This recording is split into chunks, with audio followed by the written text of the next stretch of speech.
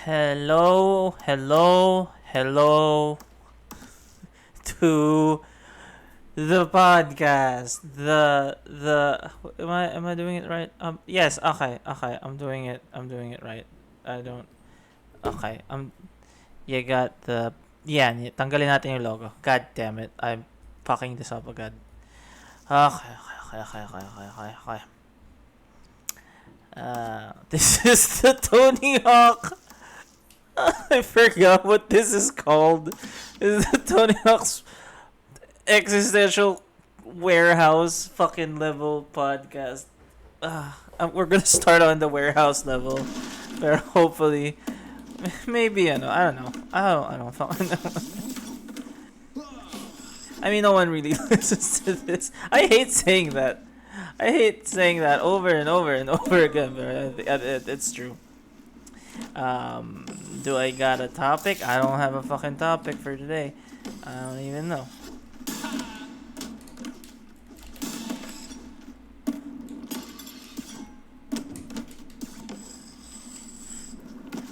Okay. We got a good score. I don't know.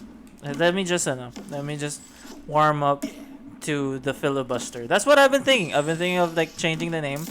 I've been thinking of like maybe calling it the free skate filibuster because it is a sort of a filibuster for me, right? It's just me talking to no one over and over again, discussing topics. I'm fat. I'm so goddamn fat. This isn't the fattest I've been, but this certainly is the oldest version of my fat self that I have. And I wish I wasn't.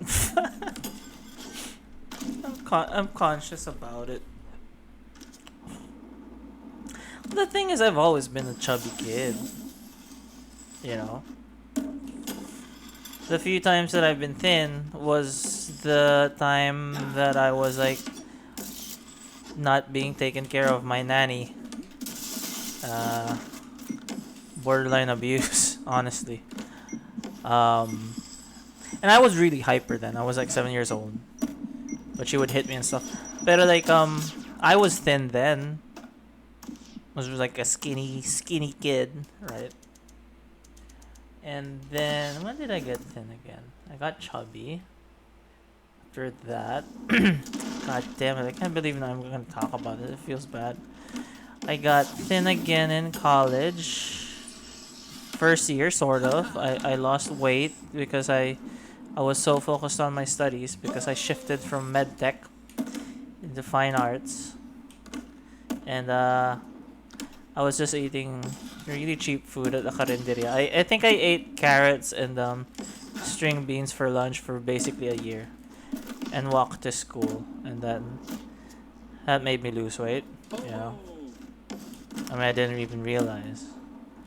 And then yeah, there were some dark fucking times where I was really thin in like my 20s, and I don't wanna get into too many specifics of that, but it was pretty shitty.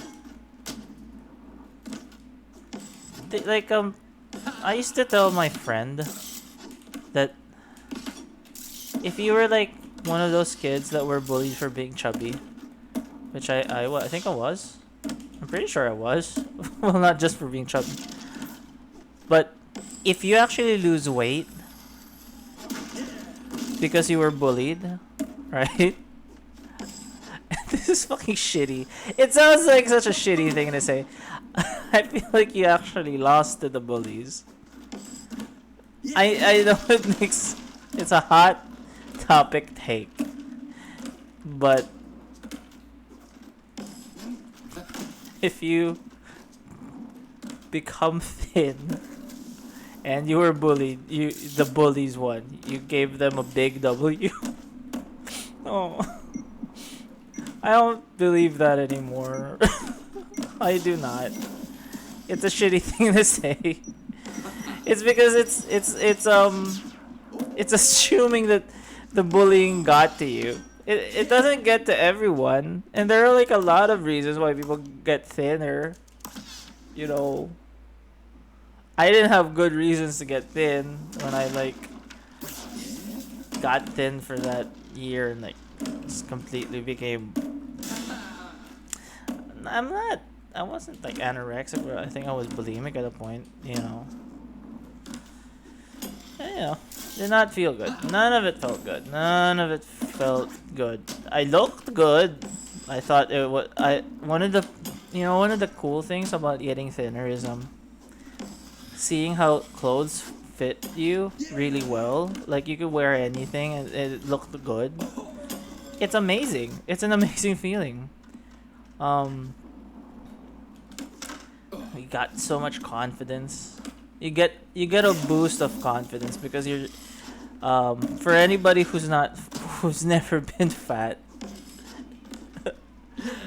your hitbox becomes smaller. When you get thin, your hitbox just becomes like a minuscule speck, and then you become impervious to most ranged attacks. Range attacks being things like you're fat, you're a fatty. You become impervious to that. My God, but that's a weird thing, right? In a real, very real sense, that hitbox of fatness fucking gets you, man. You're a bigger fucking target because of that hitbox. And when I got thin, I didn't feel thin. I mean, not really. There's no real feeling to thinness except, oh, like my thighs don't chafe together. Like I mean, it's not the difference in like body feel isn't that great because you don't get thin overnight and suddenly it's a different thing. It's like a thing that you kind of realize that, oh, okay, I'm thin, I don't have this extra weight on me. But it even takes longer for you to realize that as a person who's always been fat, you're that fat dude inside of you, that fat girl, that fat dude, that fat person is always going to be inside of you saying you're fat. Oh man, this is not going to be a funny podcast. So yeah, it's such a weird feeling. That hit of it like frees you up for a lot of things, when you kind of look better. It's such a,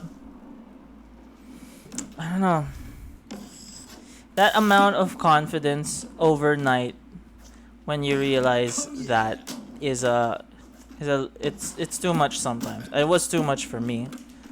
I was pretty toxic, and I don't know.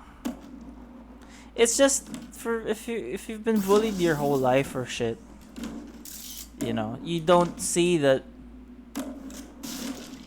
the bullying was wrong. Like no, I mean not that it was like morally wrong. It was like the things that they said didn't matter, But what matters to people is feelings, right? You feel those feelings, right? So it's like it doesn't matter that like most of the things are factually wrong, like you're ugly or like taba yung mga ganun, baboy. I mean, hindi naman ako baboy ganun. It still made you feel bad, and that's what you remember. That's what you carry your whole life, right? So yeah, I'm fat again. I mean, I miss the lanky thinness, because that's a cool aesthetic. I like that aesthetic. I like skinny characters, like as an artist. But also, like I never felt like I was particularly good looking in the sense of, I don't know, it carries a lot of trauma when like you're made to feel like not only are you invisible, the for few times that you are visible in the eyes of your peers, your children peers, you were made fun of for how you looked, right? um I had like a classmate. Now tinatawag namin Kape. We called him Kape because he was, dark skinned. It's weird. Um, Not like a completely. I don't know. Maybe it was a really a bad, shitty thing to say to someone. It wasn't like it became his name. You know the the teasing name. I guess it was a bit of a tease, right? Um, to an extent in my high school, all of our names that we were kind of bullied for became our identities and our nicknames. Um, I'm not a particularly hygienic human being, even then, and I do have dirt and shit. I was called tibag kasi malibag and shit. Yeah, I mean, I'm of course it's partly on me, man. Like, I should have been taking care of myself better and shit. But you know, I became that person. Like that might have been my first character avatar. Is like, I made this superhero who was named Tibag, and he was a hobo. So siyang pulube. And like the names that people call you, they become you to a real extent. And you want to see or know the Bergerac it. You want to Roxanne it by taking the power of the name away by taking it on as like, I don't give a shit if you call me this. I'll beat you back. Yeah, fuck it. But there's still like that underlying subtext to it that does not make you feel good. It only felt good after the fact, after you made it good. But it was if you never did that turn of making it not an insult, it's still a fucking insult. It's still got the seed of an insult. So how do you deal with that? How do you deal with that? I don't know. I don't know because I didn't deal with it well. I never discovered confidence. I still don't have confidence. I was supposed to, like, a friend of mine proposed like a collaboration, right? He literally was doing a presentation on like the book that he wanted to do with me, like legitimate. And I told him, I have such low self-esteem that I kind of think that in my head, you called me to ask for me to ask other people who like, I thought he called me for me not I thought this person called me because he wanted me to ask me which artist he could get for the project. Or like he was trying out his presentation na parang, Giselle, maganda ba tong presentation ko? Kasi I need to find an artist who could draw this. And the fucked up thing is, I kind of still believe that he was looking for like a different artist. Even though my art was on the fucking presentation. It was on the fucking presentation. What he was presenting was clearly aimed towards someone like me. Or me. Because the art was there.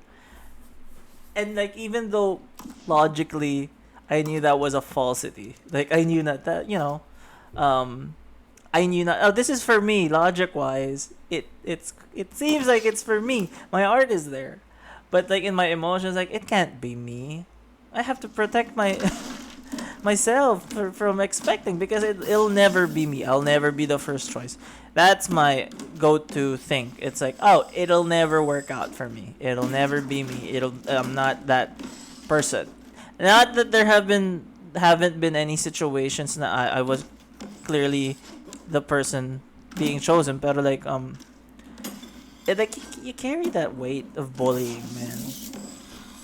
You carry that weight of nothingness where like people treated you badly. And I'm not saying anything bad against my bullies. You know, I probably was a bully too. No, I was a bully too to someone. That's the other thing. Like victimhood also makes you feel like you've never done anything wrong, but like I've done like bullying stuff to other people too, because that it was not necessarily just one person. It was like it's a collective culture that you had in high school. I'm talking about high school because the bullying in my high school is so bad that when I like tell a story to like my friends in Manila, they legit are horrified. Like I can't believe that. What? Someone came in someone's beer cup? God, like that was just horrible. But this was like the era of American Pie. That's fucking toxic. I mean, you know, who you are in high school shouldn't define who you are in the rest of your life. But those traumas scary, you know. Those traumas scary very well. I mean, I wonder how kids are these days. People are more sensitive mentally. No, I mean literally, people are more sensitive because there's so much stress in the world, and also people are more sensitive socially in that they, I think, care more about how they affect other people on an emotional level. It's not that people are more pussies now. It's just legitimately growing up. I think we had a better childhood. I mean, considering the world is literally burning, and then you got like fucking monsters upstairs and shit. Everything is like on hard mode for kids, and I can't imagine. They won't have the stress of bullying necessarily. They have the stress of what kind of world are we in? And like it's not even like a sci-fi joke. It's literally I can't imagine my nephews right now like thinking, I don't know why I can't go back to school. What is happening? It's fucking terrible.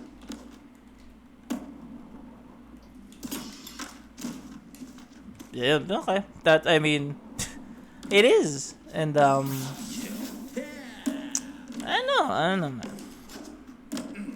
So going back to the fat suit, the idea of you don't you don't feel the space that you take up necessarily unless you've been bullied, right? You don't feel like you're taking up too much space unless someone said that you're fatty. Ang taba mo, puta. Like someone tripped you on the field tapos putingan and like you just felt like shit. Ganun. Um, you don't feel that if you've always been made to feel like you're seen, you're heard, and you're understood, right? But if you're not a person who's been easy to understand, or you're socially awkward and you can't really talk to people. That awkwardness is your hitbox getting bigger and bigger, and then you're having trouble fitting into spaces where other people fit. You know, it's literally that, man. And yeah. Anybody watch Naruto? Remember Rock Lee, that kid with the bowl cut and like the Bruce Lee green overalls, where like he was the weirdo, right? And you didn't know that he had all of this weight on him, and then he took off his weights and he's like super fast. That's what kind of happens to you when like you're released from certain preconceptions that weren't right to begin with, you know. That's what happened to me when I went to college. I was so quick-witted and quick on my feet with like repartee that I became somewhat of a cool person. And that was just all uh defense. That was all me being defensive in a high school full of uh, the best roasters in town. Just the fucking can roast you all day, all day. Horrible roasters, like really fucking funny people, but hurt your feelings, hurt your feelings to the point of like just destroying who you are. But like funny fucking people, guys and girls. Oh yeah. I forgot my point, but yo yo yo yeah yo. No, it was like I felt like once I realized when I went to college that people weren't like that. People weren't out to get me. Like I was okay. I don't know what to do with all of these muscles that I built. These comedic muscles that I built all during high school, you know. Or in the fat thing. Um now you got a whole lot of funny self-deprecation jokes, and you're thin, and you got a chip on your shoulder like you're a fucking victim all the time. That's it's a problem. I mean, it's not always a problem. Not everyone's gonna become toxic when they become thin. But I have met people who couldn't handle it. I was a person who couldn't handle it. And the funny thing is, I'm literally physically unhealthy from being fat, right? But I was right in my assumption that getting fat was the first way, the first step in actually healing mentally from all of the years of just bad decisions on my part as a human being. Uh, Dark, I know. That's weird. I've never felt more unhealthy in my body, but more healthy in my mind. And it's like, I feel like, why does it have to be like such a uh, bipolar spectrum with me? Like it can't like be both. And maybe I will lose weight in a healthy way someday without like the vomiting or like the extreme diets. And also like the extreme diets, if for anyone who's listening who's like trying to lose weight and doing the extreme diets, it's not, don't just think about the repercussions that it's an unhealthy yo-yo thing, or like it'll make you feel bad. It'll literally kill your kidney, not kidney, your liver. You could get not cirrhosis but fatty liver from losing weight too quickly. And that's what happened to me. I have a little bit of fatty liver from that. I hope that it kind of went away because I went on like a diet. Ugh, oh my god. It's like it's unhealthy. It's all moderation, man. You gotta take everything in moderation. Is there any metaphysical thing I can get from like the idea of that? Like I do feel like I wasn't my fat, I didn't want to be known because of my fatness.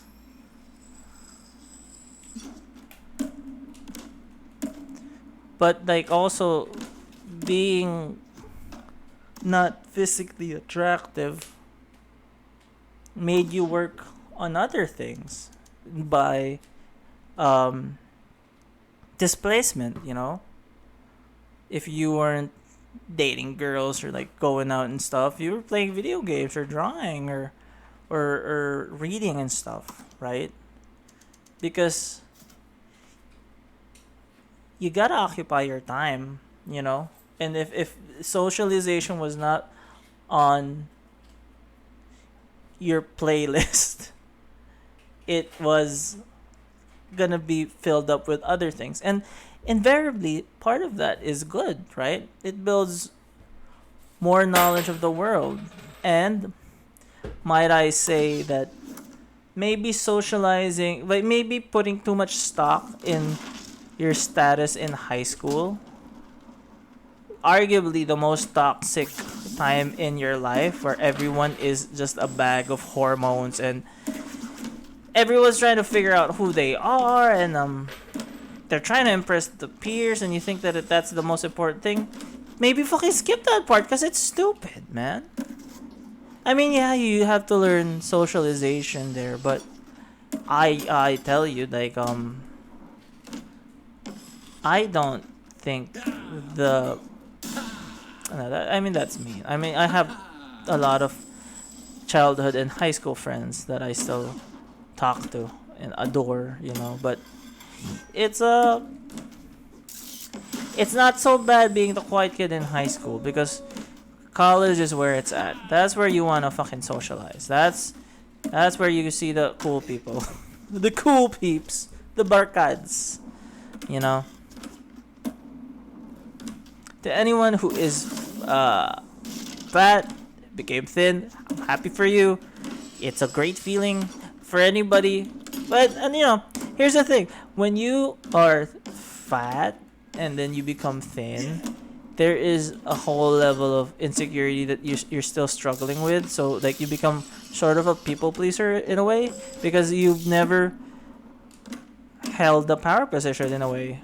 And I'm sorry, a part of it, thinness is a power position. I'm not saying it as a shitty thing to say, but ask any fat person, you know, it's such a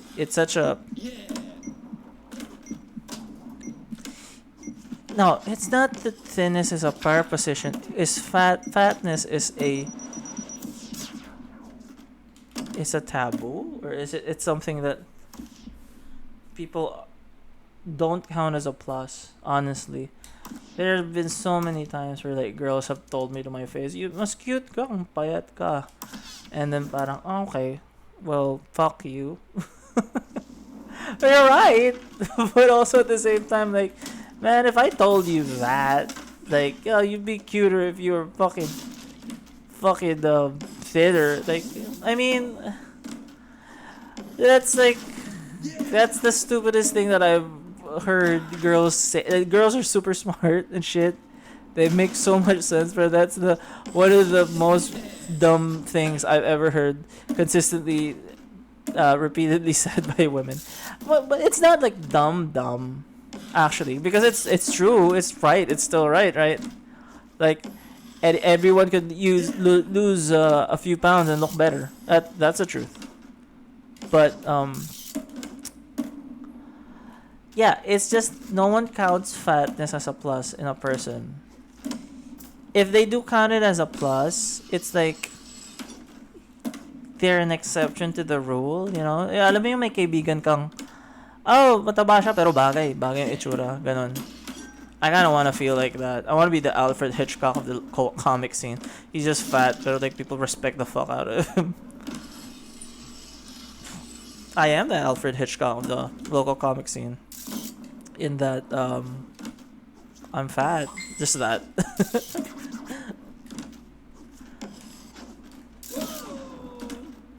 But, oh man.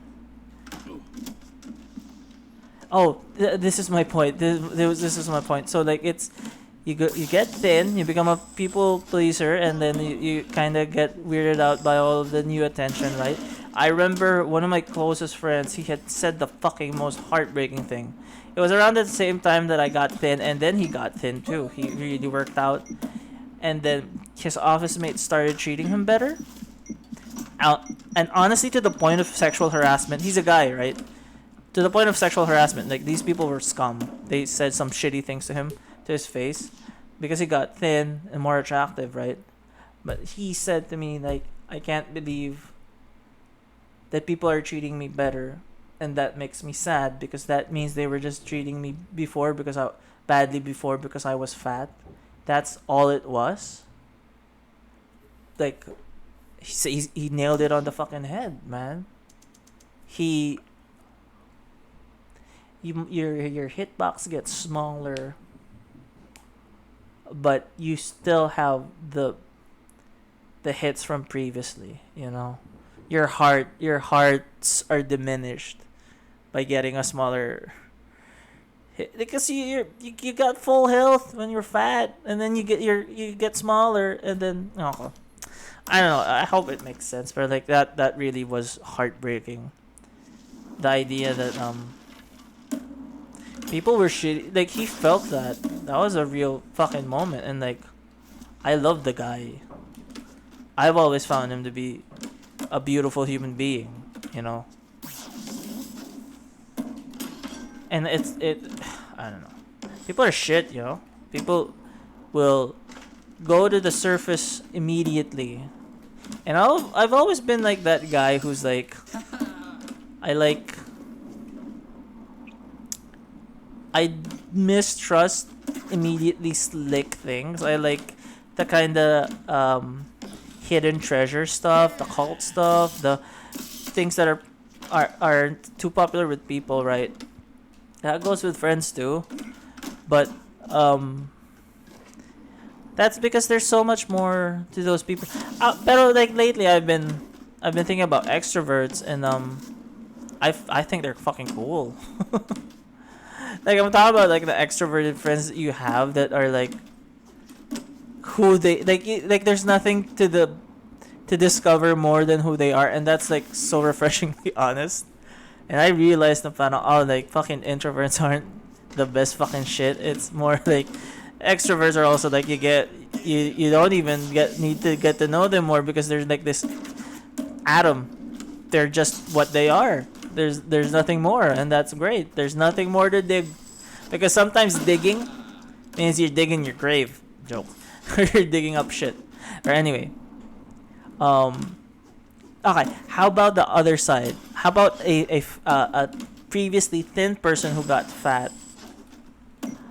I'm not. And of course, all of these examples are not rote. You know, there are a lot of things happen. I'm generalizing. You must know that I generalize. I base it on my sample size of 2 examples. Sample size of groups of 2. Pero like I've seen thin people who got fat. They're pretty fucking cool. They saw both sides and they said, "Oh, you know, who gives a shit? I'm still that thin guy." That's the thing. Where you start off, that's your head, man. That's psychology, man. Have you ever had that high school friend who was like, "Oh, I'm fucking cool," and then they see them years later and they're fat, but they're still fucking cool? How unfair! Fuck that person. They should feel shitty. They should. It's because they're out of high school. Like what? No self-respecting human being as an adult is gonna go up to like that person and say "baboy," you know, or like trip them or like laugh at them. Like it's not gonna be common, because high school is one of the most unnatural things in life, right? Isn't it? I know we make fun of people going and homeschooling, right? But isn't that more natural than like getting all of the most horny teens, the most awkward teens in transition, putting them in a fucking hot box, fucking social hot box, and letting them figure out how to be human beings? It's literally Lord of the Flies, man. Here it's a fucking island, and you're gonna find the people who are like alphas and kill the fat kid. Piggy! You're gonna kill Piggy! Remember that book that I never read, but like I had a copy of? Lord of the Flies. It's about kids on an island killing each other. And there was literally a character named Piggy. He was the fat kid! They made fun of him! They shamed him! Fucking shit, man. People are shit. That's what I'm finding. People are absolute asses. Oh my god. But then you grow older and then you realize the other aspects of fatness and like the body. The the crumble bumble of the body, the realization that you're a mortal fucking being, that you can die, that that you gotta take care, you gotta have upkeep. You're not 27 years old anymore. You're 32, and you got stones. You got stones. It's crazy how overnight that is. When and really it's not really overnight, but like we have this fake we have this fake thing that we like to impose on people, and it's called time. Fake years are fake, you know. You think that you're gonna still be tip top when you're 27, and then suddenly it's 28, and then you realize, oh, I'm fucked. I fucked my body up. You know, I fucked my build up. I mean, I wouldn't mind being fat. I don't mind like the fatness, unless people call it out to me. Like my neighbor calls it out to me sometimes. Oh, the fat ka na? Yeah, I know. I know I act cool about it, but I'm still conscious about it. But like I live alone. I don't have to. I would like to look better for my girlfriend. That's all. But like for the most part, it's. I'd like to wear clothes again, like proper, cool-looking clothes. But it's the pandemic, so it's not like it's a must na to look good and shit. I don't know, man.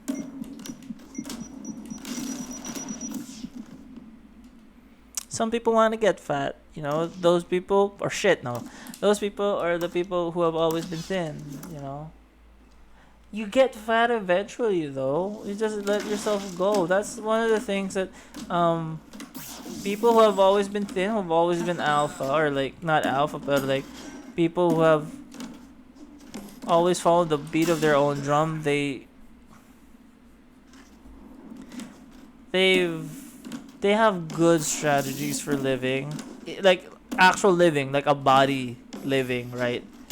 But it's the bullied people who are fat who turn to emotional eating and shit, you know, who shy away. Oh my god. This revealing episode. He was bullied. Yourself was bullied. What? What did you say? The creator of windmills and the peacock and all of the other shit that I don't read was bullied in high school and elementary school and actually kindergarten. Oh god damn it! I got bullied so much. That's not cool. That's not cool. Because I'm not cool. I don't give a shit anymore, man.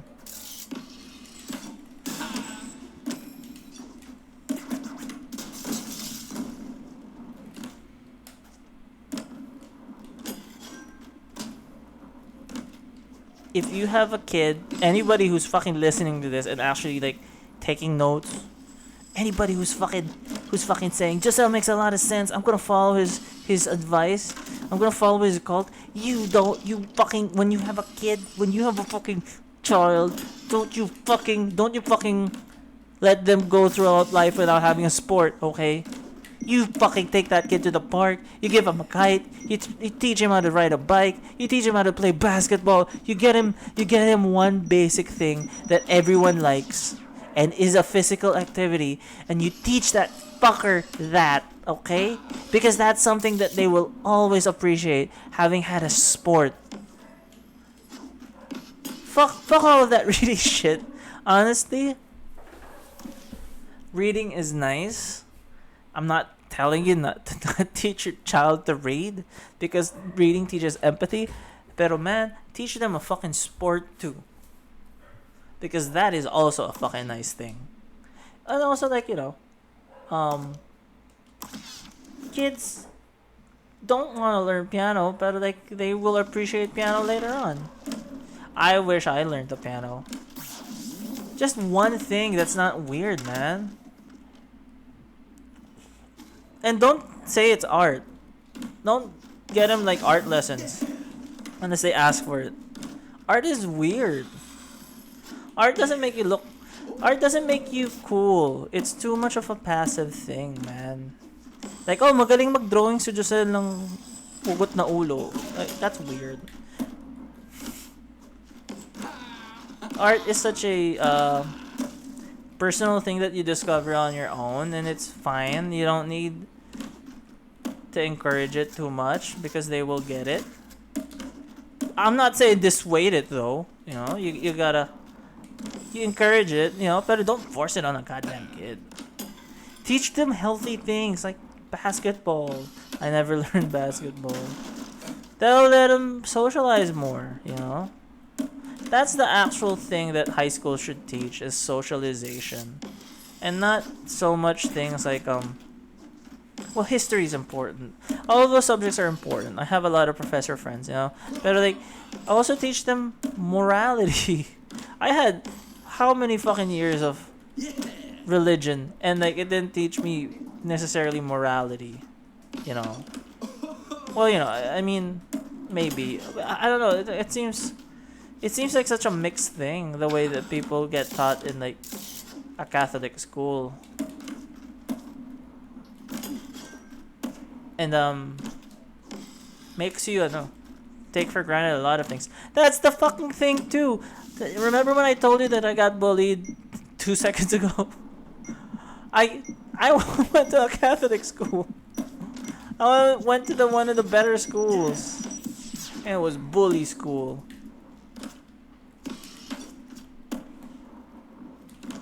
People didn't read. What? I feel bad that my mom never knew that I was being bullied. Like she was that tuned out, or like no one just told her. Cause I went to the guidance counselor. You know, I don't know why there wasn't like interventions and stuff. Like there were, but like it felt like they didn't really try hard. I was getting bullied pretty hard. You know, no one asked me. That's the thing. If you ever have a child, ask them how they are once in a while. On an emotional level. I'm Dr. Kavorkin here teaching child rearing techniques. But like open that can of worms up every now and then because I feel like my parents never did that. They never asked me how I felt about certain situations. You know, when my dad got sick in high school, like really badly sick, that like life changing sick, no one asked me, "Hey, Giselle, how do you feel? How do you feel about this situation? Do you feel bad? Do you feel good?" No, I was always like, "No, we'll get through this. We'll get through this. We'll get through this." Like that's a false positivity does not amount to healing anyone. That's you gotta feel to heal, and that's the score.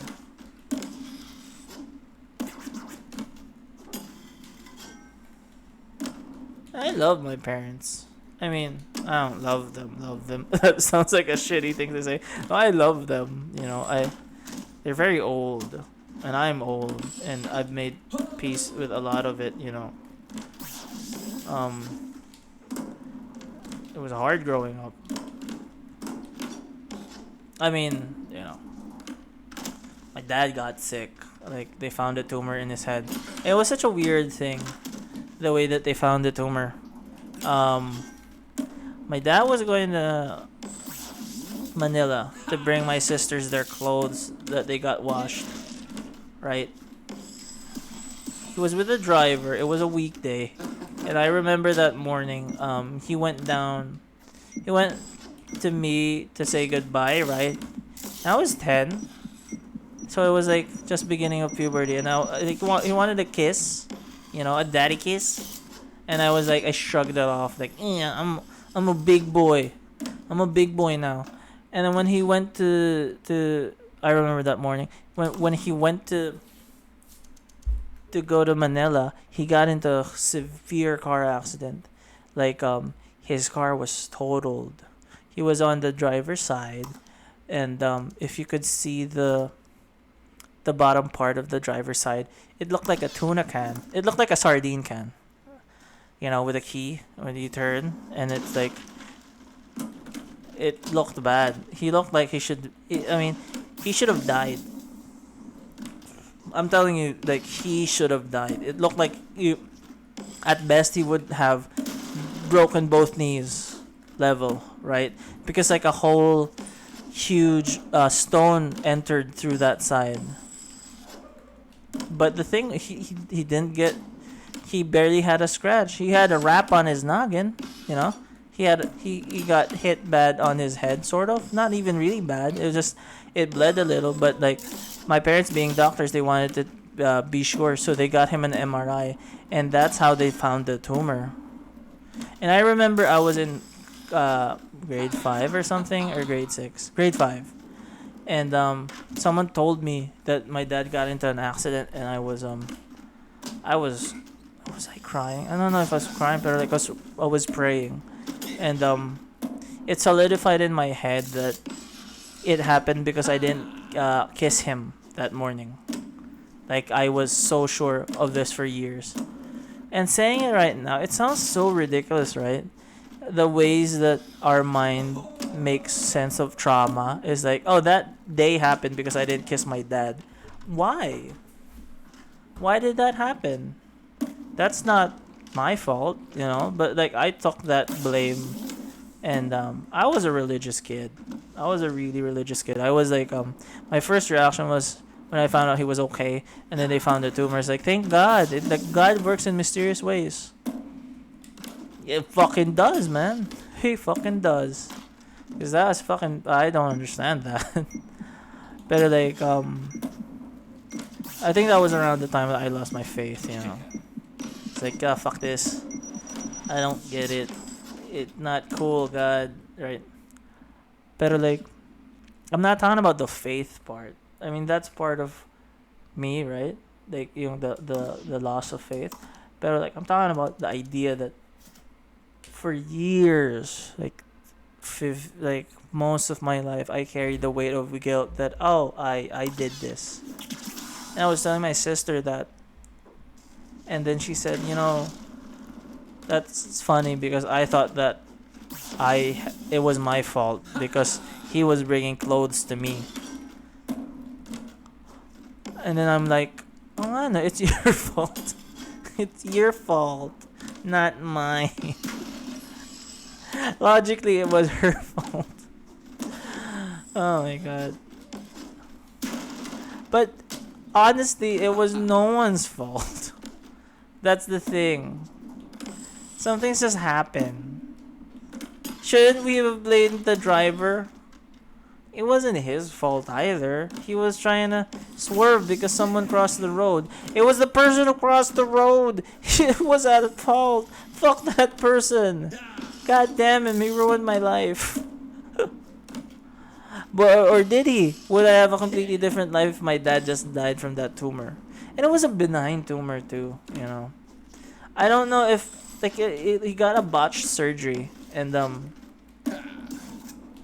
that's a funny thing. Like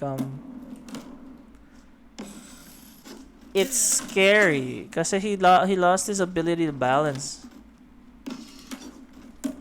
and he couldn't walk, and then he lost words. You know, such a traumatic time in high school.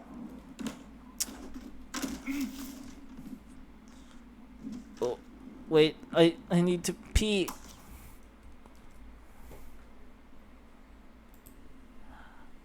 I done peed. That felt good. Oh my god, my lord. So yeah. What do you think should the title of this episode be? Should it be trauma and fatness? The fat suit. Yeah. That was the thing too. You know, when trauma defines you, Oh yeah. it's not a good thing because trauma is a negative thing and it does not highlight, it doesn't frame who you are in a good way. Not really. It just frames your adversity in a good way, right? Like, I'm funny because I got bullied. No, you're funny because you developed this um coping mechanism with being bullied. Not as funny anymore when worded like that. And invariably you feel like you take on this responsibility. That traumatic event takes on this responsibility that shouldn't be there, because that event isn't responsible for you becoming you. You're responsible, right? It's it's your actions overcoming that. It's the overcoming. It's you that's important, not the event. You are not Batman seeing Joe Chill kill Thomas and Martha Wayne in Crime Alley. That guy's a psychopath. He really is. That's his whole fucking life defined by his parents dying. Wah. That seems so bad. um, but you know, I don't know how to define you apart from the trauma, because I'm a person who's done that my whole fucking life. And it's not good. I wouldn't want people to do that to themselves. And my game is being choppy, you know. It's because I was a person before that trauma too, you know. The trauma did not make me more of a person, you know. It added to my person. Yes, that's true, but even before then, I was a person. I had value, you know. I had belief systems. So it was, to not, like, I don't know. I'm still thinking about it. You want to not be defined by the trauma that you went through. You want to be defined by the actual actions that you take. Right? This perseverance culture is bullshit. This game is lagging now. Perseverance culture is bullshit. Because it says that what is important about you.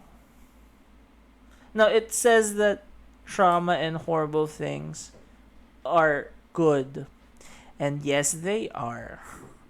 To an extent. But it's more of, it should be framed that how you dealt with that is good. There should be that nuance, you know. And sometimes people think that because a person persevered and got through this hardship, it means that that hardship is something to be desired. It's not. It really isn't. You could get two things without that hardship, with proper thinking, with proper rearing up. This fucking thing has hanged. But I'm gonna keep fucking talking. You're not gonna stop me. I'm gonna persevere.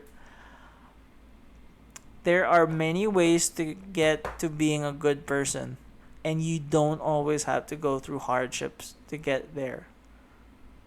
You just have to accept certain things that you have that are immovable and you have to do.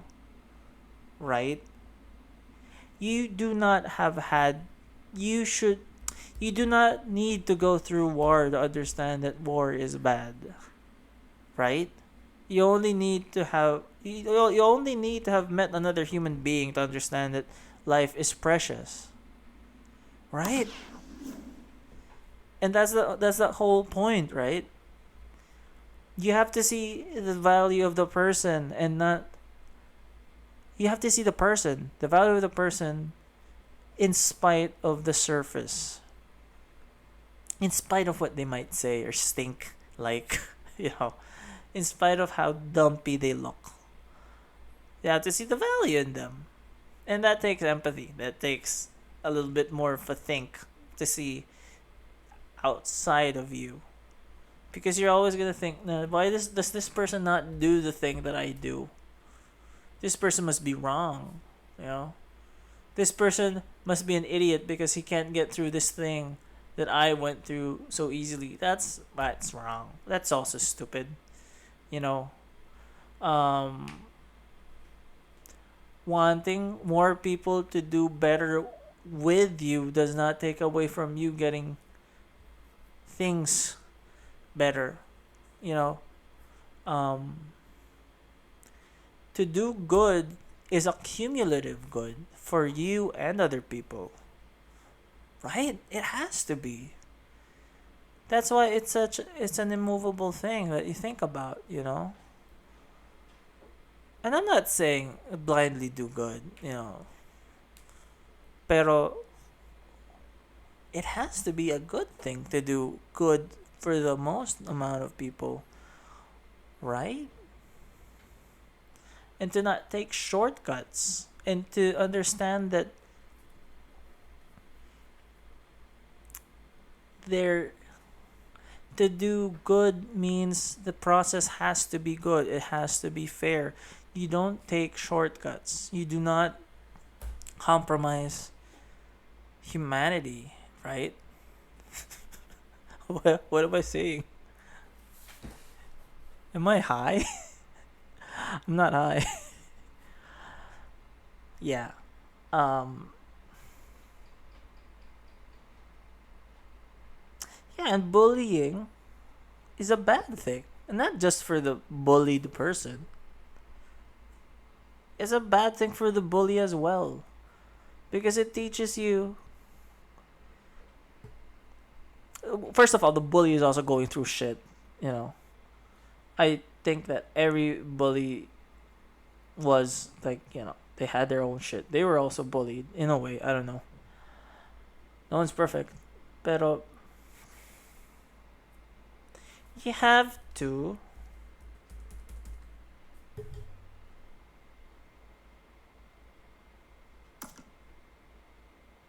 what do you have to do? What do you have to do? You have to